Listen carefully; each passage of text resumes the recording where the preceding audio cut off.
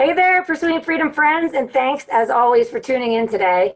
We've got a great episode today with Michelle Pais out of New Jersey. She's the CEO and founder of Signature Realty NJ, and she and her team have been ranking top producers in their state for a number of years.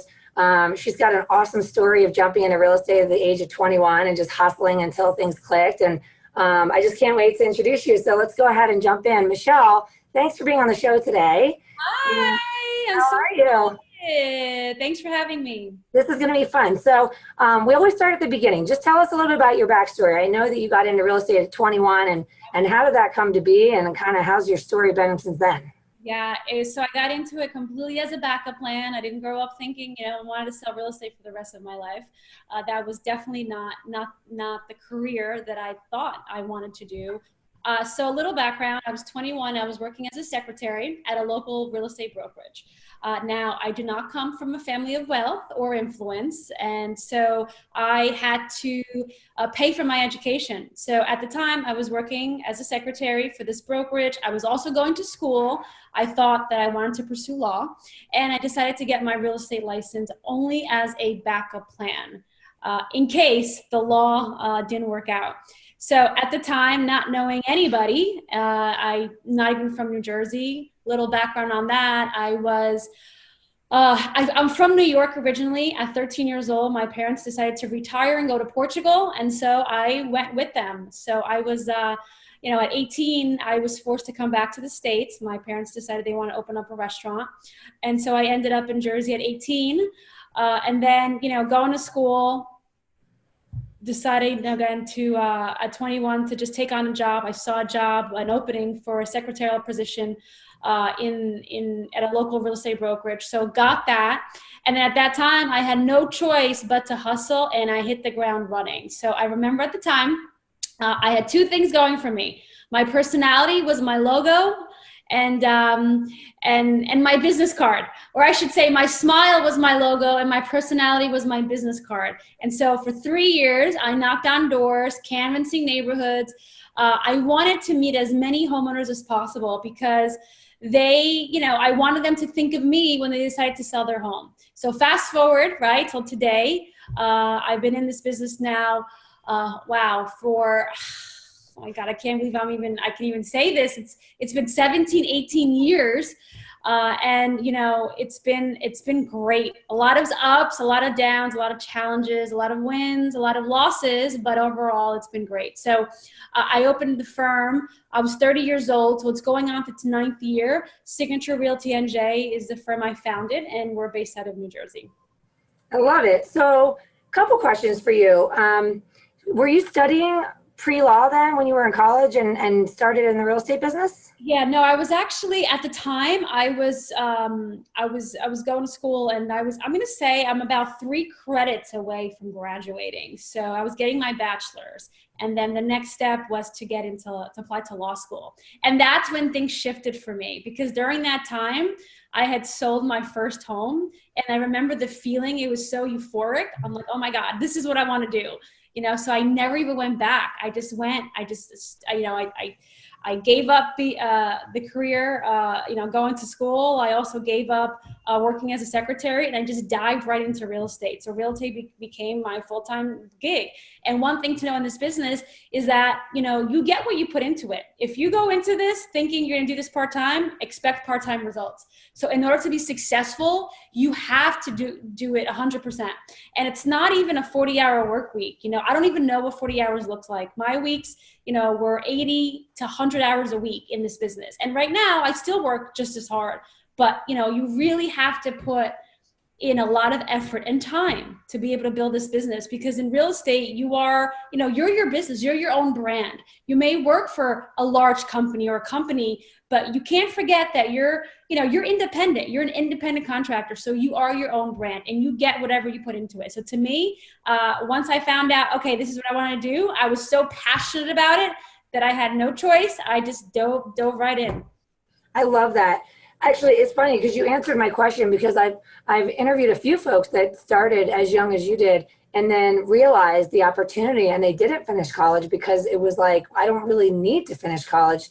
I can just dive into real estate and have massive results at a very young age, which is incredible. I love that you had that initiative to do so. But let me ask you, when you first started, you mentioned you were a secretary. And so what did the transition look like from you being, hey, I'm doing admin support? Like, how long were you in that role before you saw what everyone was doing and said, I want to do what they're doing. I want to go sell homes. Yeah. So it was interesting. So I was doing the admin for about a year. And that actually gave me an upper hand because I was able to learn all the back end stuff, right? The inputting listings into the MLS, the attorney reviews and all that stuff. So I learned that, the back end of the business. And then I remember, you know, being in the brokerage that I was in, seeing all these other agents doing well, but, you know, not necessarily having the right work ethic. And I said to myself, well, if they can do it, I can do it too, because that's one thing that I had that my parents always instilled with me, is to have a very, you know, strong work ethic. So I said, you know what, if I can take the education and take my work ethic and, you know, factor in all the other stuff that I had going, then I could do this. And it's interesting because I remember telling my mom, like, you know what, I did it. I decided I'm going to get into real estate. And I remember her telling me, I'm like, you know, she goes, yeah, I think you'll be okay. You know, just don't give up school though. You know, it's your backup plan. If you sell 1 or 2 homes a year, just consider yourself lucky.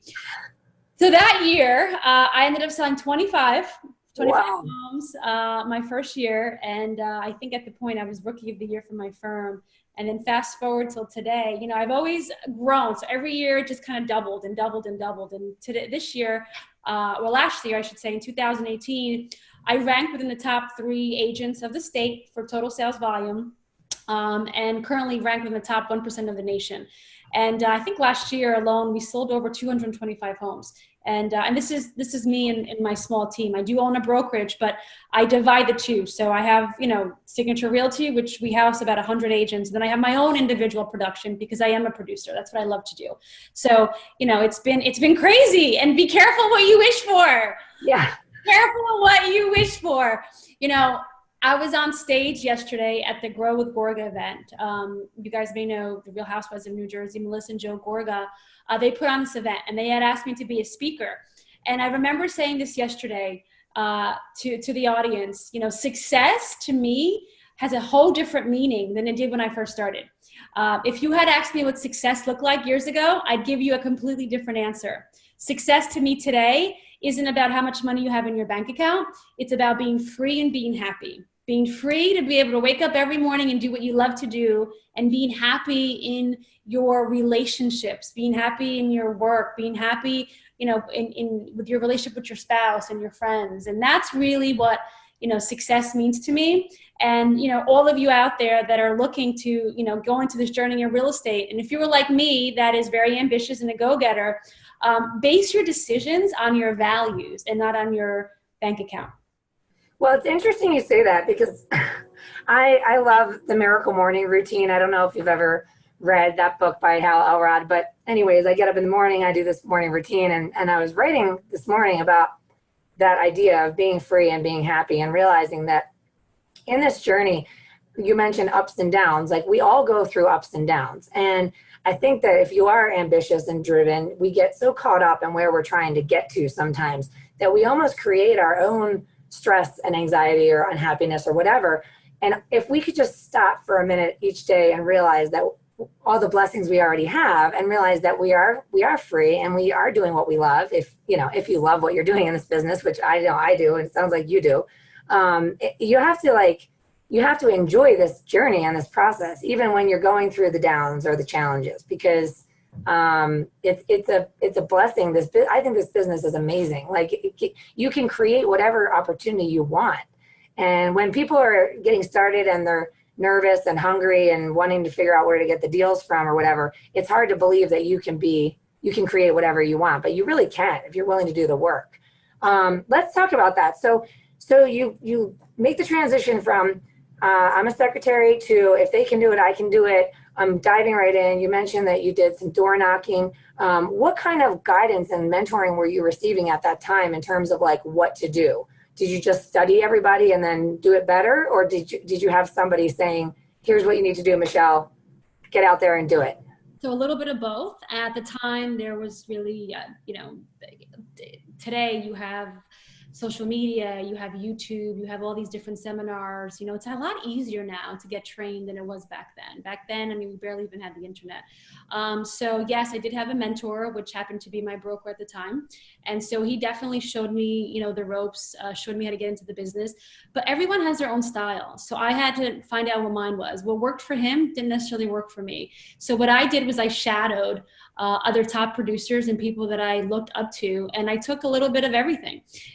It's interesting because they say, remember growing up in school, teachers would tell you that it would be wrong to copy off the smartest person in the class, right? Don't copy off that person, especially in a test, could be considered cheating. Yeah. In this business, my advice is that to go out and copy off of everyone that you feel is more knowledgeable and successful and that you look up to. Anyone that you think that's made it in this business. Copy off that person, shadow that person. It's okay.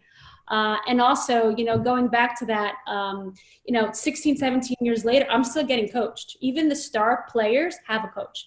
So it's important to keep coaching, keep growing, adapting.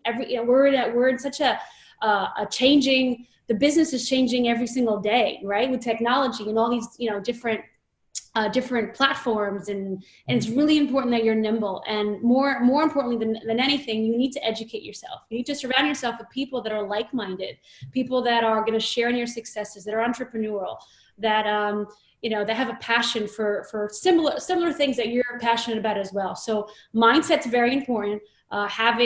Being constantly educating yourself, going to conferences, and just having this sphere. Tony Robbins said, I went to his event years ago, and he said it best, you never want to be the smartest person in the room, right? Because you want to be able to learn from other people and surround yourself with a group of people that are similar, that have similar mindset to yours. And that's really important. Power of proximity. Yeah, I love that. Who's coaching you now? Is it a real estate specific company or? Yeah, so I get my inspiration from people that actually aren't in the business. I'm very fortunate that I have my husband, Jonathan Steingraber. He's my coach. And so, he's someone that I look up to, and, he's an excellent coach. And he's also my partner in the business. So we got married a couple years ago, and he came he's a big part of Signature. He kind of runs all the team and the day-to-day. So he's our coach. But I also, I get a lot of my inspiration from people that are just generally entrepreneurs, not necessarily in the real estate business. Because I'm also a marketer. I love marketing. So, I don't go to a real estate event, right? And I've gone to Tom Ferry's and whatnot, but, I go to different events that don't necessarily have to do so much with real estate, but that marketing, for example, that's something that in this business, we're all marketers. So I take a lot of time to going out to different seminars. I remember last year going to Gary Vaynerchuk's Agent 2021, right? So again, just different influences out there that I follow and admire. My God, I love Gary Vee. I went to one of his events with Tony Robbins last year, and it was like, he fires me up in a good way. Love it. Love him. So let's talk about mindset, because I think this is a really huge part of our industry and how people get either make it or don't make it. And it's mindset, because every day is a struggle to make sure that you stay positive. What kinds of things are you doing, as you mentioned, struggles and challenges and things like that, which are inevitable in this business and in life in general? What do you do to control your mindset and be in the driver's seat when it comes to staying positive and staying forward focused? Yeah. Well, that's not easy. That is very challenging, because in this business, everything's changing, right? You have great days, you have bad days. Life throws your curveball. Sometimes it's a very stressful environment. You're constantly putting out fires, especially when you are a team leader, right?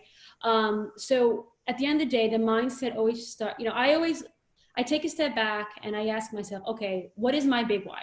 Why am I doing this, right? And the answer is always the same. I'm really passionate about it. So it stems with passion. You have to be able to love what you do, because if you don't, you will burn out, and eventually you're just gonna, give up.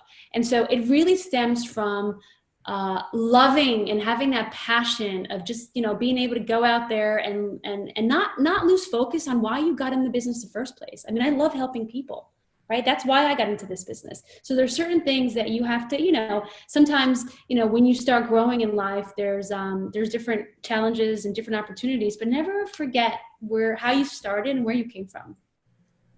And, I love that. Yeah. And staying humble is very, very important. Staying humble and not letting go of your core values. Be true to yourself.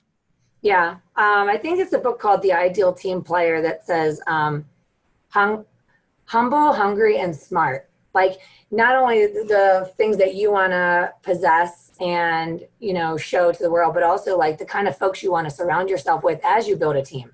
Yeah. Looking for humble, hungry, and smart.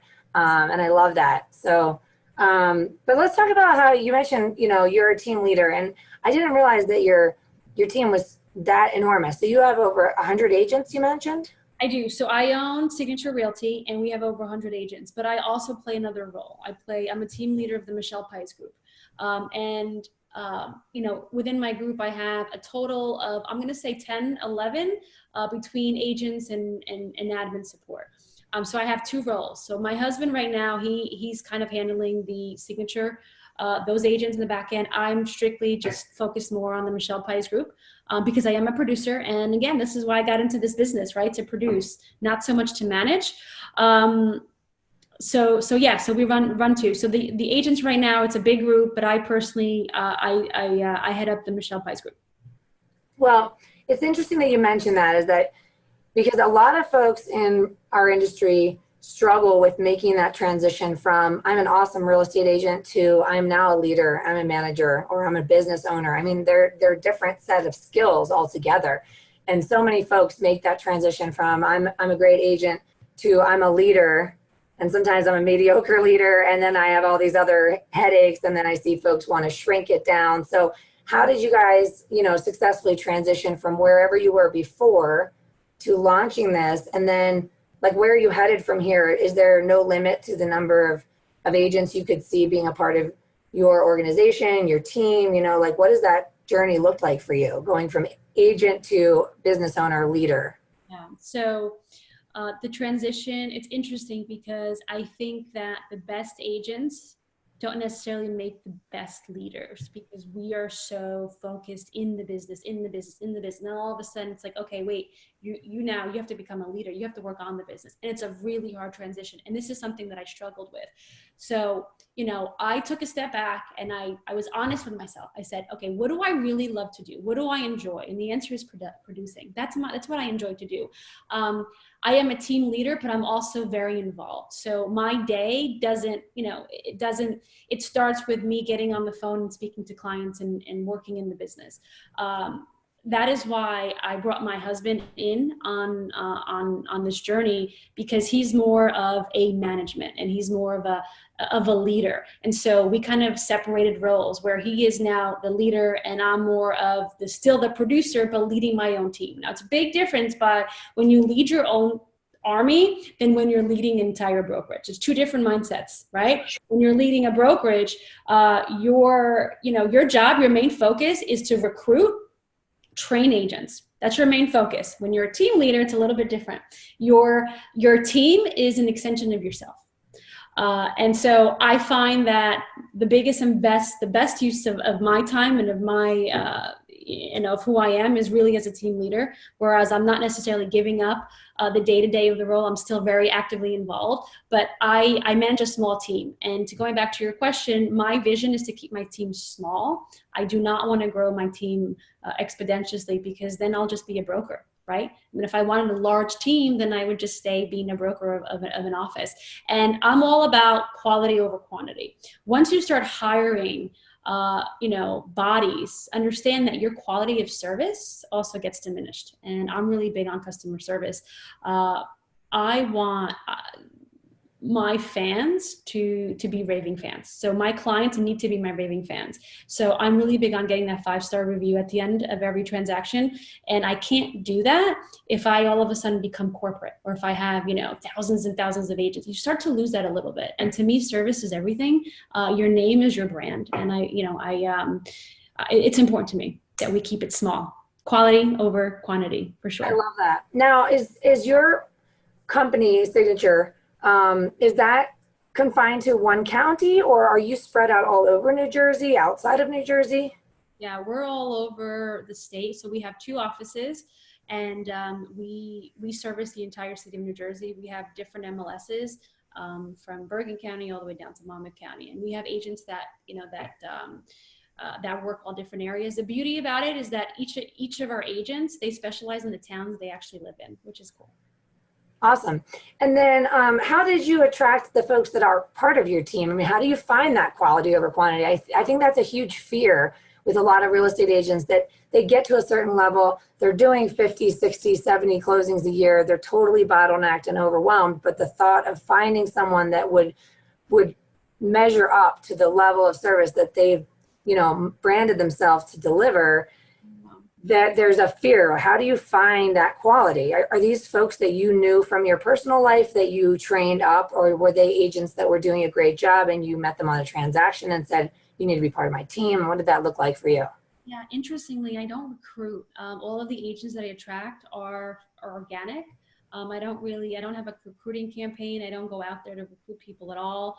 The people that I have now are people that started with the brokerage, and I saw a lot of, I saw in them similar qualities to what I possess, which is, the work ethic, the passion, being a good person, following the golden rule, people before profits, right? So they had they're all very different, but they're just good people. And so that's where the quality comes from. Like if I put out an ad, I'm sure I could have, a lot of applicants who want to be a part of the team, but I'm just very selective in who I hire. I'd rather, not hire anyone, because one bad hire could really ruin your reputation. And the same thing with the brokerage. We don't have recruiting. Oftentimes you see all these different brokerages. That's all they do is recruit, recruit, recruit. You're nothing but a number. With us, is really different. So, there is a series of steps that you have to, go through. We are very selective in who we hire, and we turn down a lot of people, to be honest with you. And sometimes if it's the wrong fit, we let them go. We just, we don't waste time just keeping them in here just to keep them. We're doing them a favor. It's better for them if we let them loose, because it has to be a good fit. So what is the structure of your own production team? I mean, I hear that you're very involved, and it sounds like you're hands-on with the clients. So what kind of support do you have? I mean, what are they handling on your behalf, or, to free you up to do more of? Yeah. So I have, we're also like a marketing agency that sells a lot of real estate. So I'm big on marketing. I'm huge, because I believe that in order to, especially in today's age, in order for properties to get sold for top dollar quickly, it needs to be marketed properly. You need to get it everywhere. So with that being said, I have an in-house marketing company or agency, and that consists of a director of marketing, SEO strategist, a digital marketer, a social media expert, and a designer. That's kind of my 5 team members there. We also have a production company. We're big into doing a lot of videos, and so we have an in-house production company as well. For the back end support, I have a client care service specialist, Sylvia, who's absolutely amazing. I also have a listing coordinator and a transaction coordinator, and then I have everyone from a runner, right? Someone's going to be putting out signs and things like that. And I have someone that, that just handles the rest of the team as far as inputting listings into the MLS and just back end support stuff. So I have it all covered. So I have, it takes an army, especially when you're producing at this level. You can't do it by yourself, right? And I would be doing my clients a disservice if I tried. So I believe that to have a positive experience, you just have to make sure you have the right people in place that do the job better than you do. Sure. So are you working with buyers still as well? I am more of a listing agent, and my team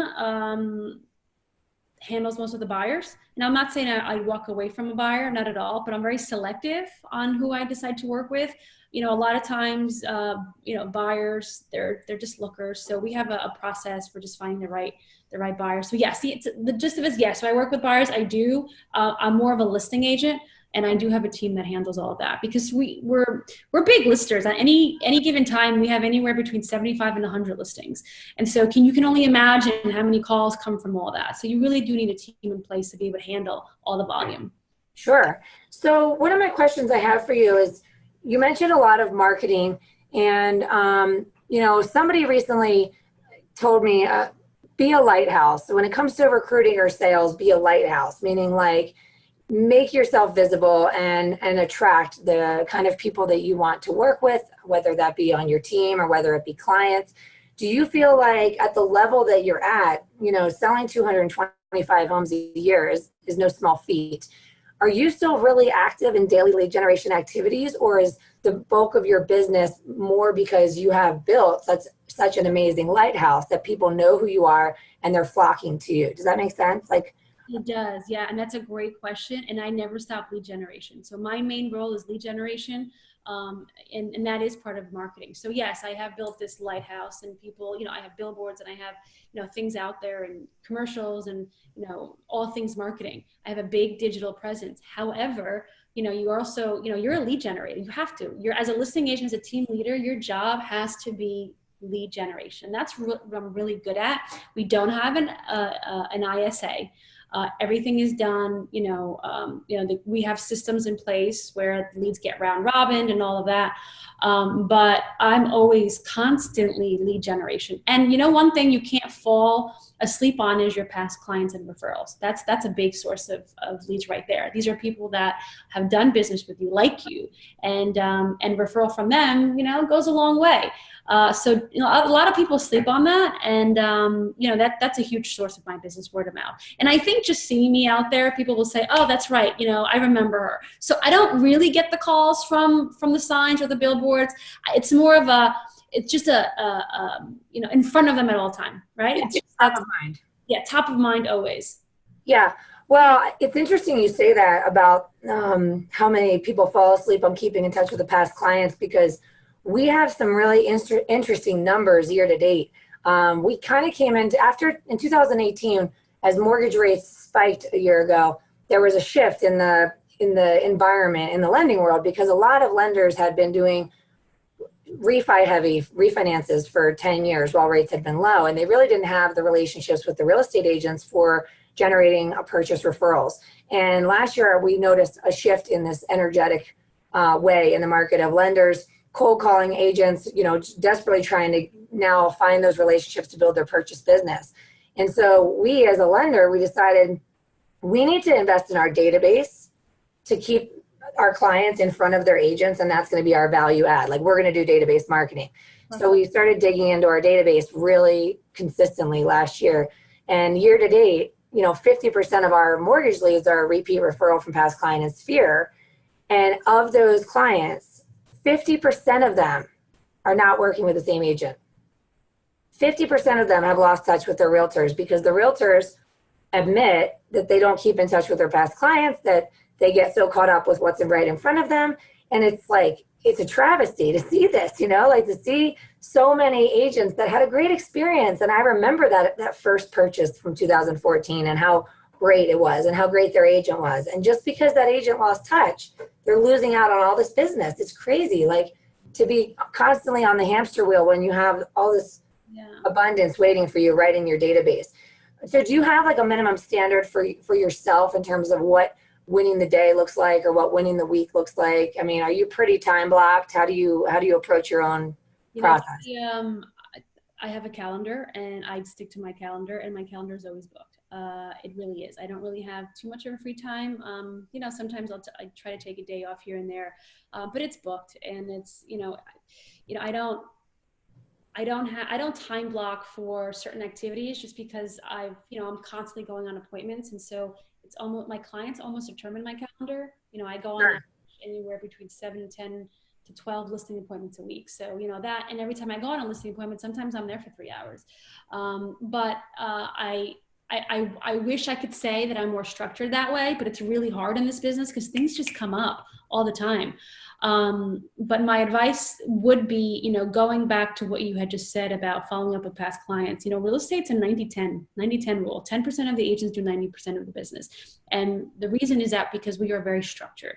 We don't, a lot of agents I see, they do a deal, they close on it, and then they have to start over, right? And they do it all over again. But if you treat the industry as treat this career as literally a full-time job, and not so much as independent contractor. If you're constantly putting in the effort and putting in the time and giving yourself 8 hours a day, get up at 9, end it at 5 or whatever it is, or 10 to 6. But during those hours, people forget to feed the pipeline. Right. And so, you're as good as your last sale, right? That's it. Once your last sale is done, that's it. You have nothing else unless you're constantly feeding the pipeline. And so I've seen too many people in this business where they have 5 or 6 or 7 or 10 closings in their pipeline. All of a sudden, half of them fall apart, and they just they stress out. They're like, oh my God, I'm done. And they leave the business. This business is not guaranteed. It's a commission business, and you can't count your money before you're at that closing table. You just can't. And a lot of agents, they do. They get a deal in the contract, and they just say, okay, we're done. I can relax now. And I find that that's the problem with the business, is that people aren't, following up with their database. They're not doing the activities that they should be doing, like lead prospecting, networking, getting coached. There's so much to do. If you have free time in this business, you're doing something wrong. Yeah. That's a good point. So one of my other questions for you is, I often ask folks, especially who have been in the business since before 2008, 2009, and you mentioned that your business has always continued to grow. What kind of challenges did you face, and how did you overcome during that transitional time of 08, 09, 2010? Because, we've been riding high for a while now, and it's been fun, right? The last 5 to 10 years have been pretty fun. So, I'm curious about any advice you have from experiencing a major market shift, and then how to prepare and anticipate if there would be another one in the future. Like, that's mindset, it's everything. But how did you navigate that? That's a great question. So when the market shifted, I actually did that. Those were my best years, because I found that a lot of people were getting out of the business, and the market wasn't saturated with agents. So, those that were really in it and took it seriously, like myself, kind of rose. So I actually did great during those times, because again, there wasn't all of these discount brokers and all these things in a seller's market. And it's not hard to sell a home, right? But when the market does shift, this is where, the cream of the crop will race to the top. So my advice to, those that are, that are new or that have been seasoned in the business, with market shifts, not everyone has experienced a market shift. If you're in the business less than 10 years, you have no idea what a market shift is. And it's scary. My advice is to diversify. So if you are an agent that strictly does or focuses on luxury high-end properties, start diversifying. Because when the market shifts, those properties are the first ones to sit on the market, and they're harder to sell. So diversify, not just focus on one niche or one area. Maybe start adding different markets to your plate, so that if one fails, at least you have others to kind of piggyback off. So that's my advice, and that's what I do now, knowing that the market, in anticipation of the market shift, we are diversifying. So we are not just focused on one area or one town. We are breaking into different counties, and we are, taking on all different price ranges. I love that. Awesome. So what does the future hold for you? What are your big goals for the next year or two? I get asked that all the time. I wish I had an exit strategy. I'm more of I have a commitment strategy. And right now I still love what I do, and I'm really focused. And we're growing. And I don't know. I don't know exactly what it is. I have been doing a lot of keynote speaking and public speaking, and that's something that I really enjoy. So I think I'm going to start doing some of that, or more of that. And yeah, so I don't know what the future is going to hold, but definitely something. It's going to be in real estate. That's all I can say. I love it. Well, I really appreciate you taking the time to be on the show. And if folks want to get in touch with you to hire you as a speaker or to join your team, what's the best way to find you and reach you and follow you and all that good stuff? Yeah, so you can check out my email, which is actually, well, my website, MichellePaisGroup.com, MICHELL, two L's and an E, Pais, PAIS, group.com, or you can just, follow me on social media at Michelle Pais or at the Michelle Pais. And yeah, that's how you can get a hold of me. All my contact links will be up there, so it's pretty easy. Well, I love what you're doing. I love the energy you're putting out there, and I love your passion and commitment. It's magnetic. So thank you so much for sharing with us today. Thanks for having me. I had fun. Awesome. And for all of you watching or listening, as always, I implore you, if you love this content, please be sure to subscribe on YouTube or iTunes or both, and leave a review. It helps us continue to attract awesome guests like Michelle and help you live your best life. So have a great day, and thanks for tuning in.